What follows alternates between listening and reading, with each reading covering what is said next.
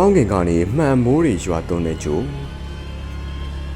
ဒီဂျိုကတော့အပြာရောင်ဂျိုကြီးတစ်လုံးဖြစ်ပြီးတော့ကဘာကနေအလင်းနဲ့63မှာတည်ရှိပြီးတော့ကဘာထက်အစားပေါင်း1000ကျော်ကြီးပါတယ်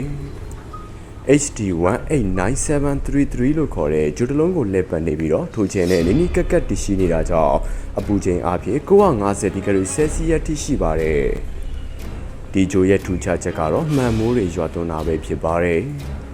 နေထူထဲမှာဆီလီကိတ်တန်ငွေတွေပါရှိပြီးတော့ပြင်းထန်တဲ့အပူချိန်နဲ့လေပြင်းတိုက်ခိုက်မှုတွေကြောင့်မှန်ကွဲစားဖြစ်သို့ပြောင်းလဲပြီးမှန်မိုးတွေရွာသွန်းတာပဲဖြစ်ပါတယ်